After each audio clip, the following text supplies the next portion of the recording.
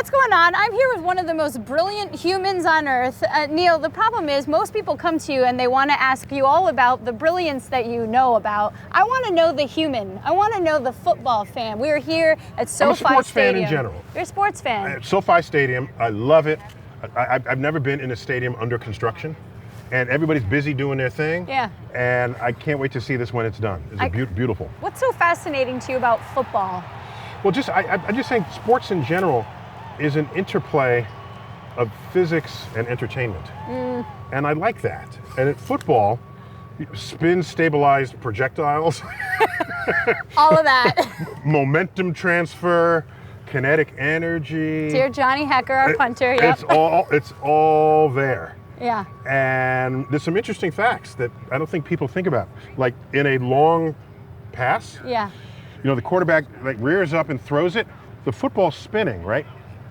As it goes through its arc, the football actually does this and comes back down. So that the receiver, the ball comes straight into their hands. You'd think the ball, if it's just angled this way, it'll just sort of go up and then come down like this.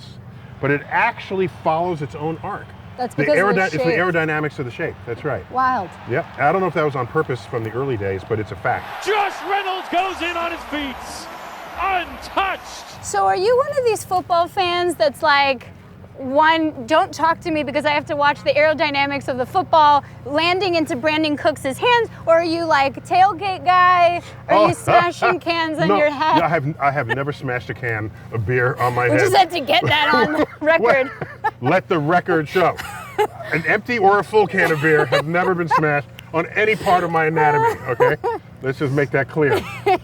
No, I just like the celebration of, it's the ritual of coming together. In a way, it's tribal, but it's tribal for a very arbitrary reason. We all live in the same area, so now we're together. Yeah. So it's a reason to bring people together that in other situations might not find the occasion to be friends. You're right. The real question that really separates sports fans, though, team ketchup or team mustard? Oh. Oh, yeah. We went there. Oh, you got, no, don't give me, hold me back. Well, it depends. If it's a hot dog, I think you must consume it the way God intended, which is with mustard, of course. Obviously. Yes, I'm so glad. And now I'm a ketchup fan, and I might dip my hot dog in a little ketchup, but you gotta lay the landscape with the mustard. Absolutely. So relish or sauerkraut, all that jazz. Sometimes I will, but the mustard is if you don't put mustard on it, go home or buy something else. Oh, you made so many people happy and so many other people very upset. Plus, I got one more, okay? This argument about, is a hot dog a sandwich? Oh, okay, please. Here's the thing, you ready? I have an unorthodox answer to that. Okay. Why must it be anything other than good food to eat?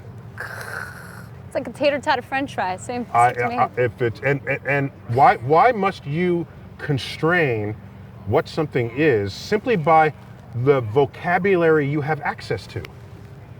Why can't things exist in a state for which you don't even have a word yet? We're behind the hot dog. Thank you. The hot dog is way out in front of your capacity to describe it. Conversation done. Mic drop, close drop. Because I think about words a lot, and I don't know if you know. You taught me a lot of words today, Neil. Just today. Just recently, I had a word adopted into the Oxford English Dictionary. What was my the first word? Manhattan henge. Which? Oh, that's the 2 days a year where the sunset aligns on the Manhattan grid. Makes for beautiful photographs, radiating to both sides of the street. And I first published a photo of it back in 2002. Now thousands of people stop traffic to photograph this, and it's now in the dictionary. Oh, congratulations Manhattan henge. on Thank you. that. My first word. Well, we've got to get some extra words. When you create the word for what a hot dog is. Here's what I'm saying. You should never be constrained in thought simply by the words you have available to describe it. That's all. I like that. Live beyond the limits of your vocabulary. That's a good point, because right now the only word that I have to describe one of our players, Aaron Donald, is alien, because he is like so extraterrestrial. He is so beyond what I physically see as a football player. So let's take Aaron Donald, living alien on Earth. But what would football look like on another planet? Yeah, so if it has a different gravity, Yeah. then You can throw out a planet. I'll let you choose this. Well, yeah. So on Mars, you know. Mars has 40% of Earth's gravity. So you'd be much lighter. That's so when great. you run, your same muscles that have been trained to move your current body weight, since you weigh less on Mars, Yeah. your leaps will be much longer. Okay. Wonderful. But you have the same mass, so collisions will be the same. Oh, All right, that's on the amazing. field, collisions will be the same. So Aaron Donald could like collide as tough of a guy he is on the D line. He will collide as hard, but he can collisions jump will all further. still be the same because the collisions are a mass thing. They're not a weight Ah. thing. That's right. Wow. So Yeah. we should have football on Mars. It would be fun. It No, would be definitely. It would be a good thing. Definitely. Now, if you did it on the moon, the problem is the game could still be interesting, but it would have no atmosphere. How many times has he used that joke, guys? How many times? But I got has you. he- I got you with it. We're just gonna add the sound effect there. Mm-hmm. What is the concept of? I think of an offensive line, a defensive line, two big guys, but one is like it's like leverage versus strength. What wins in that battle? Yeah, it depends. Back on Earth. Now we're back on So we're Earth. back on Earth. So what matters often is where's your center of mass. Oh, okay. So if I come at you below your center of mass, that has a different effect than if I come at you above your center of mass. Give me a place to stand, Right. and I can move the world. Huh? This is Archimedes. That's why does everyone get so low? low. You want the leverage. Everyone is not just standing up straight. Everyone is getting low. Now, if you That want would to be a take me very out, funny you game. got to get below that. And if you're big and chunky, it's going to be harder for you to get below that. By the way, sumo wrestlers know this as well. Here's the biggest question for me. You know, when it comes to the ambiance, though, of stadia, how does the ambiance, maybe of not being able to hear, affect a player's physical capabilities? What I wonder, because in this stadium they're going to have a roof.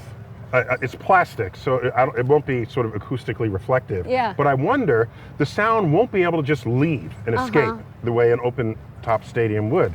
So I wonder if it'll make it louder in here and what Yeah. effect that would have. Every stadium we know has its own personality. And that personality, you generally can't predict before a season gets underway. So I didn't know this about that. Yeah. There's like an acoustic hotspot over here. Yeah. Or this is a good spot over there. The sun is in your eyes. Yes. So over the years, you build a relationship with your home stadium. And then you learn how to exploit the home advantage that it confers upon you. So we'll learn that next Yeah, season. I don't think for Okay. now, I don't think it's obvious. We've got to fill this place with fans. With rebar sticking out. I don't know. This isn't going to work so well. This Right. has its own personality right now. Right. Finally, the NFL is celebrating its 100 years. Is that right? Yes, this season. What do you see this game look like in 100 years? That's a good question. Because the game is being influenced by technology. Yeah. Coaches and managers are monitoring their Yeah. players, Yeah. so they know their health, their physiology, Right. how many steps they've It's taken. insane. So I don't know that the game will change as much as physically, as much yeah. as strategies Yeah. will change. Think about the day when the offense was the defense, was the kicking return, was everything. Totally. And they said, wait a minute, we can have a whole team that specializes in that. So that's a tactical decisions that change the game, and maybe that's what will happen in the future. But I don't think there'll still be men running into each other. We'll still keep this game going. There'll still be grunting. All right, well, thank you for giving me all of this insight on the world of football and physics. I don't claim to be the world's expert on football. I just think about physics and forces and energy and spin-stabilized projectiles. I will never watch the game of football the same way again. Thank you, Neil. Appreciate it. Another quick thing. We have confirmed that the stadium is aligned north-south. Oh, yes. Yes. How does that help us? Well, it's just that if you have a long field goal, Yeah. the ball will drift to the right because of Earth's rotation. And a 50-yard field goal, it'll drift about 1/3 of an inch to the right. Wow. So Do they need to know that? Should we let them know?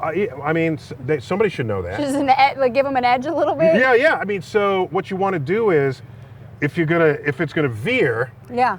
you want to veer it to the left so that the shift to the right will help you. Whereas if you veer to the right, the shift to the right could send it off the goalpost. Just in North-South Stadium. In North-South Stadium, you get a little less of that effect if it's on a different angle. But it's called the Wow. Coriolis force. It's the same force that makes hurricanes rotate counterclockwise. in the Northern Hemisphere. To all the kickers out there, you heard it here first. Oh, yeah.